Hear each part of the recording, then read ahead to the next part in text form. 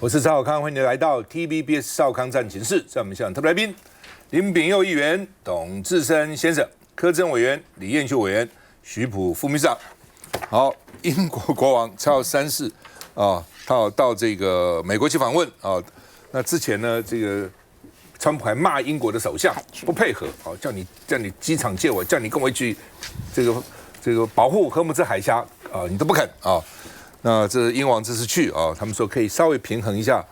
英美的关系了啊。而且美国最近已经有议员呢建议，不能叫做 English， 叫做 American， 要把英语啊改成美语啊。这是说我们干嘛？我们现在美语已经在地化了，很多跟英语不同啊，所以这个时候很敏感。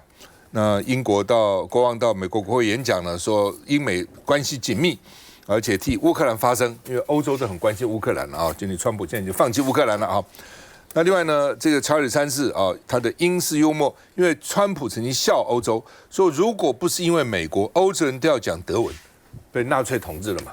哦，二战的时候也是啊，开始的时候哇，德国势如破竹啊。哦，那后来美国参战了，日本去偷袭珍珠港，美国参战才反转这个战争哈。所以呢，他说美国帮忙欧洲战胜德国，不是我们都讲德文了。还什么 English， 什么 French 哦，那这个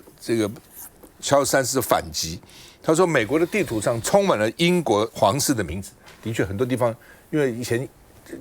美国人都是英国人过去的嘛，所以很多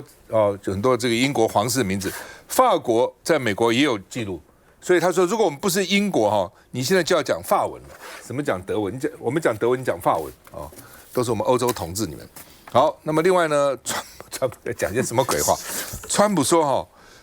他妈妈出生于苏格兰，所以热爱英国王室。很多人对英国王室有两派的，一派是王室应该打倒，这是民主时代还有什么王室？一派觉得啊，王室啊，哇，这个国王啊、公主啊、王妃啊，哇，这个很羡慕哈。所以他妈妈很喜爱英国王室，所以呢，包括已经过世的伊丽莎白二世，就他妈妈哈。然后呢，川普妈妈说，他曾经呢，对于他年轻的时候，这个查尔斯很帅。然后你相信吗？我的妈妈曾经暗恋过你。相信？出来他妈妈暗恋谁？讲些什么哈？这搞得查尔斯很尴尬哈。当然，查尔斯以前的王妃是漂亮的，戴安娜大家都记得嘛哈。但是这爱情没办法，他宁愿爱一个比较老、比较丑的现在的卡米拉，而不爱当时的，真的没办法。所以当时这个聊得来一塌糊涂哈。所以呢，这个事实难说了。大家就好奇啊，为什么戴安娜你要去这个爱另外一个呢？好吧，查理三世访问美国。也变成嘲讽题材。他这个白宫真的，他在白宫发的照片上，川普跟查尔斯这边写一个 two kings， 两个王哎，查尔斯是英王没错，那川普是王吗？下面拍马屁拍到这个地步，现在连护照，因为美国要建国250周年，在华盛顿地区一些地方的护照里面，护照有一页都要放川普的相片，还有川普的金色签名。疯了，哦，这你不觉得他已经到了，又想拿诺贝尔和平奖，现在他拿不到了，然后又想干教宗，哦，又想干这个，又想干那个，现在想干王，想干国王 ，two kings。我本来还以为是人家讽刺他，故意笑，不是，也是白宫发的照片，脸书把他写成两个王，哎，哦，所以呢，大陆的官媒就是大陆去笑他，什么都敢发。哦，我们都不敢讲我们是王，你还讲你们是王啊？那另外呢，黄仁勋抗议也受邀了，国宴嘛。我看吃的东西真没什么，哦，吃的东西没什么。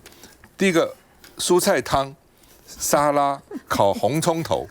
第二道香草意大利饺；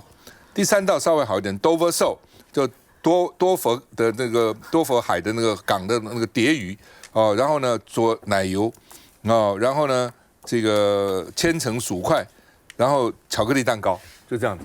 哦，这样的菜是国宴呢，这真的国宴真没什么好吃的。我看在台湾这样的菜，在一般的西餐厅大概1000块、1500块就可以吃到了啊，可能都不要哈。好吧，川普的民调很惨啊，最新民调路透社跟 Ipsos 满意34%，不满意64%。哦，原来满意还有36%，他第二呢是最高47%，现在跌到34%。哦，那么美伊战争是致命伤，尤其它是生活的这个费用越来越高，生活的不便，很不满。我们看一下 The alliance that our two nations have built over the centuries, and for which we are profoundly grateful to the American people, is truly unique. 白宫抛出查尔斯与川普合照，并写下2个国王。加州州长纽森却发文吐槽，一个是英国国王，另一个是胡说八道之王。In an interview with the BBC last week, President Trump signaled a positive tone when asked whether the visit by King Charles could help fix the U.S.-UK relationship. The president's response, absolutely yes. 川普也在自家社群平台分享英国媒体《每日邮报》的文章，标题揭露追查川普族谱，发现他是查尔斯的表亲。川普还说自己一直都梦想住在白金汉宫。这一趟访美，查尔斯还会见了辉达执行长黄仁勋、亚马逊创办人贝佐斯和苹果执行长库克等科技业领袖。王后卡蜜拉则与第一夫人梅兰妮亚一同参加文化教育活动。直到晚宴前，川普和梅兰妮亚再度在白宫亲自迎接，也对查尔斯演说表达赞赏。他刚刚对我这个讲查尔斯王子很不满意，一直抗议我。没有错，他说查尔斯王子就这么一个优点，你还要讲他？你看他不要戴安娜这么漂亮的这个女性，他要的这个 Camilla， 他表示他们2个之间是有价值交流，然后可以不重视外表，只重视内涵。好不容易一个英国男士可以是这样位居王位，却是重视女性的内涵，应该好好给他称赞，可以被称赞不太多了。漂亮的女生也可以有内涵呐，好不好？不，戴安娜可惜最后还出车祸死亡。没有错啦，他太年轻了，太年轻，那个传奇童话故事就戛然而止啊。不过我想查尔斯他是展现所谓的软实力到了一个最高点啊，因为他就要庆祝美国250周年的这样子的一个国庆。那目前来说呢，美英之间即使就是关系非常的真的是有点紧张嘛，因为刚刚大哥也特别提到的，川普也不断的对于他们没有办法支持以色列跟这个伊朗，他其实是觉得非常的不以为然，而且他还批评他们的海军就像玩具一样。可是你看，所以查尔斯王子在他的演说当中特别来提醒，他是服役5年的他们这个海军，而且展现是强大的一个部分。所以你可以发现，查尔斯王子，因为他过去不太涉入政治，上一次来国会做演讲就是他的妈妈伊丽莎白，那他这次是第2次过来，所以你可以看到这个英国人的幽默，除了展现对女性的尊重之外，他还有很多的幽默表示。像刚刚他们在辩论，到底你讲德文还是讲法文？他说我们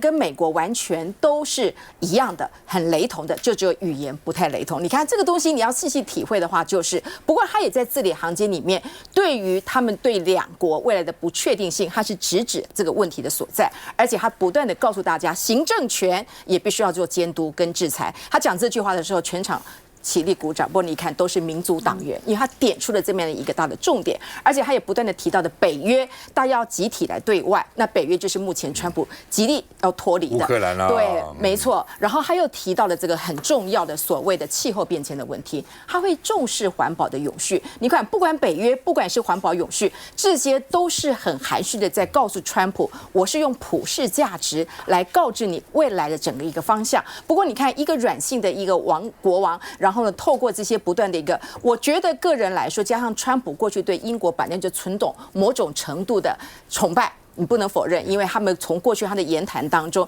要不是最近他们2国关系不好的话，其实川普对英国来说的话，他们过去的关系是可以的。所以透过这样子的交流，我们大家还是认为他是一个友善。不过最后提到这个2个 two kings， 大家觉得讽刺的地方是，美国当初就是民主自由，就是要打破这样的部分，你现在还自己自封为王，而且呢，不断有很多刚刚的很多的图腾这样的出现，而且这完全是给他们在这个所谓的游行抗议叫 No Kings 这样东西提出了一个非常大的一个反动的一个力量。所以我觉得川普这个部分来说的话，如果他再不改变他自己这么样的不断把自己无限上纲的把他神权化、把他神化的话，他这样的一个所谓对于美国自由国家来说，他这样子的一个民调应该还会再来做跌。如果说川协会没有办法提供他任何一个更好的一个立支点的话，他11月的期中选举他的失败，可能大家是会认为是比较有可能的。我想川协会不管怎么样，习近平都会给他一点面子啦。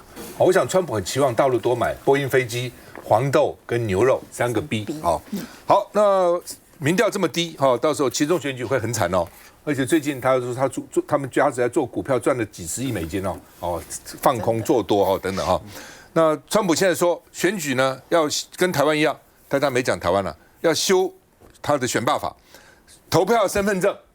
我们投票出身份证的，美国不用的美国大概比较随意所有选民都需要出身份证，所有选民都必须要公民身份证、选民身份证、公民身份证，而且不可以邮寄投票。不管是病啊、身心障啊、服役啊或旅行除外，除了这个以外，通通要给我自己来投票，不可以用这个通讯投票那另外呢，美国的这个 talk show 主持人 Jimmy Kimmel 吉米金摩了他在电视上常常笑川普，然后呢，主要他是讲我认为这有点过头了讲他的太太说川普比他太太大很多所以呢，他的太太呢散发着一种要变成寡妇的这样的味道。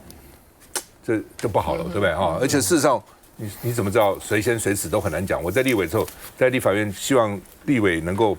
老立委能够退职，老立委当面骂我赵少康、赵委员，黄泉路上无老少，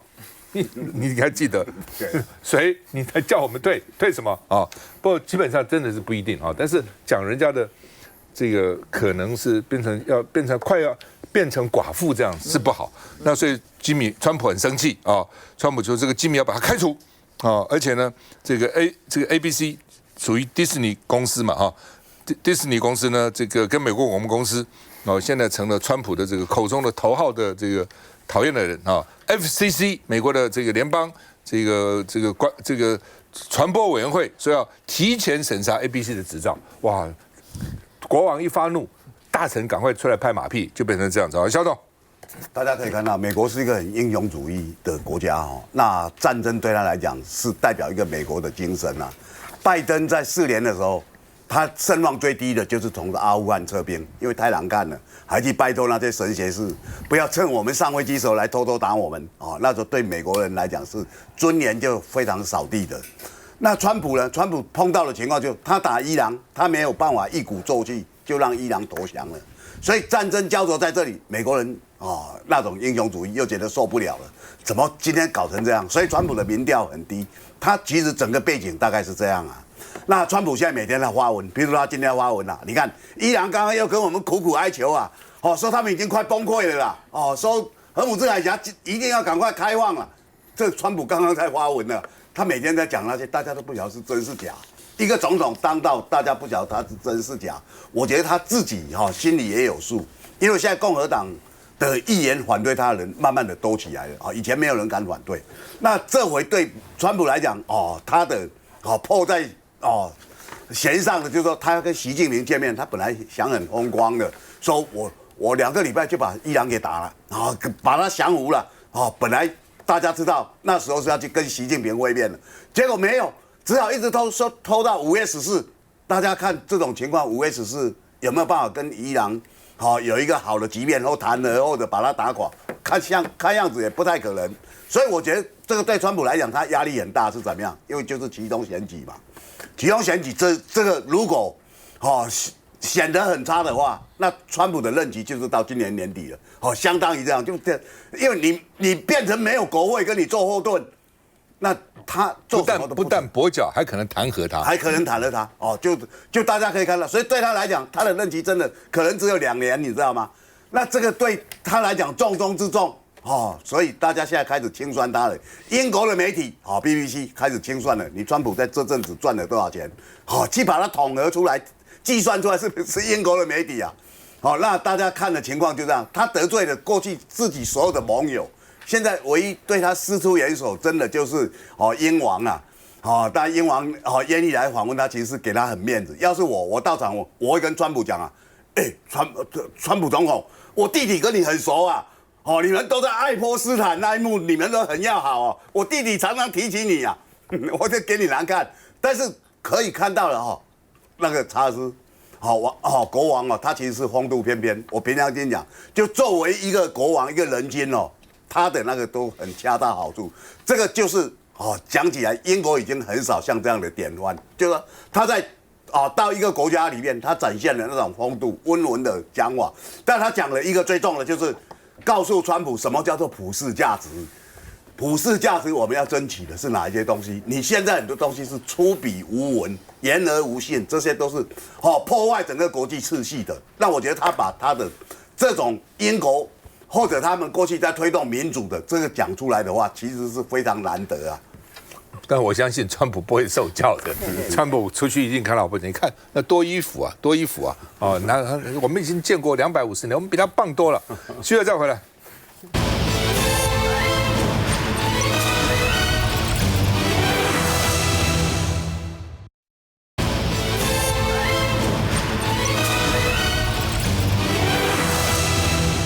好，因为我们外交部次长说呢，川习会5月14、15如果没有改变的话，原来是3月31、4月1号、2号，那现在川普延到5月14、15，他担心台湾变成一个人家的菜，就人为刀俎为鱼肉的意思了啊。那台湾会不会变成一个筹码？国台办讲话了，说这是自家事情，叫美国妥善处理涉台的问题，不要管，美国不要管啊。那因为次长叫吴志忠，担心我们变成川普跟习近平谈话的菜单，外交部说我们跟美方保持密切的沟通啊。那问题就是说，川普这个人呢，你沟通也不见得有用，他到时候爱讲什么，他要干什么，你谁能管得住他啊？那另外呢，这个台湾恐怕会封杀高德地图。原来高德地图呢，其实我都不知道什么东西。我那天看着还问我们自尊是什么。现在听说哇，那个热搜第一名。你不讲，他还不知道；讲了以后，他会看这到底是什么，到底是什么哦。所以呢，国台办就呛民进党说，台湾人民爱用，你们就禁止，反中反道反智反科技，还被他们拿来笑我们啊。那另外呢，到底有没有申请包机航点？因为我们现在是说15个航点是有定期，还有12个航点呢是过年过节你可以申请包机。那这个政府说呢，没有人申请啊。大陆国台办居然说，台湾有业者被劝阻不要受理。不要来申请了，申请这个干嘛？到底谁？哦，那显然呢，这个有去跟大陆讲说，你看我们本来想要，但是台湾不准我们啊，台湾当局呢禁止我们申请。那大陆福建省宣布，上海户籍民众即日起可迁驻到金马旅游哦，因为习近平当时有讲说，上海跟这个福建民众可以到金马啊，甚至最早到金马了啊，现在甚至说还可以到台湾来自由行。最早是开放金马，现在说呢，上海户籍可迁驻到金马旅游，是福建省宣布的。因为他大概觉得金马是他的。那另外国台办说呢，赖总统因为出国本来要到德国嘛，就这受访啊，3个国家不给他这个飞航情报区的通过的这个许可，国台办说你要挑战我们一中原则，只会四处放屁，到时候你哪里都去不了。我们看一下，民进党当局为了谋独。反中、反道、反智、反科技的地步，民进党上台将近10年，台湾社会出现一种思想禁锢、言论钳制的怪现象。最典型的就是不能对美国说不，不能对大陆说好，或者说不能说大陆的好，只因为是大陆的科技和产品好用，台湾民众爱用，就禁止或者阻止台湾民众使用，真是杯弓蛇影，荒唐可笑。燕秀。其实真的没有必要反中反到连反科技都在反，美中之间有那么多的挑战跟竞争，但是现在 Made in China 所有的东西在美国其实很多成品都还是看到 MIC 所以我觉得没有必要。之前民进党有说要进 TikTok， 要进小红书等等，但是后来变成改成，因为知道很多年轻人都在用，所以他说电脑上的不能用，但是手机大家都还是常常在用那高德是什么东西？高德其实就是用来去测现在整体的交通流量到底红灯有多少，包括连 Google 我们现在公部门的政府其实也都常在用，就是说要改善交通问题，也都是用 Google。那 Google 上面其实背后其实也都是用这个高德再去做后续的处理所以我觉得真的没有必要。就是说，我觉得涉及国家战略重要的机密，我们当然要去切割得更清楚，但是我觉得不必须要无脑的去做一些切割那谈到吴志忠这件事情哦，吴志忠真的之前我们常被说我们以美宜川。但是这一次，吴志忠真的是吃了诚实豆沙包。他自己说，担心变成川习会当中我们可能会被当成筹码。那这件事情也是凸显出民进党过去一直说要当旗手，但是接下来他们反而自己担心说，我会不会变成5月14号川习会当中，我会变成菜肴被人家卖掉？所以也是凸显出民进党过去无论是蔡英文还好一些。赖清德在这一段时间，其实他不断的往美倾斜，包括在美中台关系上，其实他没有维持一个平衡的结果，包括我们的食安的问题，包括我们的农产品其实都不断的我们付出半导体也好，我们付出多大的代价现在要去调整，那现在还在硬凹的结果，其实就恐怕是我们国家要付出更多的代价。我们花钱请这个政府，无论是当公务员也好，当部长也好，甚至投一票一票让赖清德来带领这个国家，但是我们却付出这么大的代价，无论是他们的这个非核家园也好，我们付出多大，这都是为什么到现在为止，很多人对于赖清德执政的不满，他只拥抱了深绿的那一块选票，但是中间选民对于他的很多政策事实上是不认同的。有没有？我先讲高德地图的部分了哈，因为刚刚燕秀讲这个委员讲说高德地图跟 Google 有一些Map 有一些血缘上的关系，我刚刚确认一下，应该是没有，两个其实是完全不同的架构，所以的确高德地图有它非常独特的一个技术的存在。那其实我也认同，就是说，其实中国他们在做这种所谓的AI 的发展的时候，他们有一个非常大的优势，就是他们的市场很大，所以他们可以做非常深度的服务的研究。但我要提醒一个重点了哈，其实我们现在所谓的禁用，它并不是去讲说民众禁用这件事情，而是在政府机关要禁用。因为高德地图它有一个非常重要的点，其实在所有的资讯一样，就是你希望能够分享更多资讯，你可以获得更多的效率，但是你就要分享自己更多的权限。而在权限这件事情上，会让你可能会损失自己的某些你认为不必要分享给这些所谓的服务公司的这个资讯哈。我讲一个案例，当然这蛮极端，但是在前阵子发生以色列跟这个所谓的这些所谓的恐怖组织的战争里面，很多人会说，以色列很厉害，他到底怎么去知道这些伊朗的这个革命卫队的将领的地点哈？其实他们很多就透过这种类似，甚至我们之前在新闻有讨论到说，就是透过这种中国的某些后台的服务的缺口去找到这些资讯。那所以就这个角度来看，就以国家的自己安全角度来看，你是特定的政府的人员的话，的确我们不会去建议去使用这种所谓会释放更多权限给不必要的服务平台的这个情形了。所以我这个先提醒。那再来就讲说，在现在情况下，你现在虽然说高德地图进到台湾来是热搜榜第一，其实这是很常见的现象，就是只要有新的 APP 出来，大家认为它是一个好用的，本来就会有一个算一个上升的阶段，热门的阶段。但实际上过了这几天之后，台湾人习惯使用的还是 Google Map。好，所以我觉得这个是市场机制自己去取向，我也不觉得说会去需要把它妖魔化，但还是要提醒，就是说，如果你是在政府必须被受管制的人员里面，那就是必须依照规定来做这样的一个限制。徐普。我觉得保密防谍啊，维护国家安全，这是全台湾人的共识，这个毋庸置疑。那刚刚赵大哥讲高德地图，我也是的确说啊，内政部说要禁的时候，我才看出，到底是什么样地图？因为听说什么，它可以看红绿灯的秒数，结果人家说啊，这个连红绿灯都被看光光了，结果后来人家说是 AI 运算。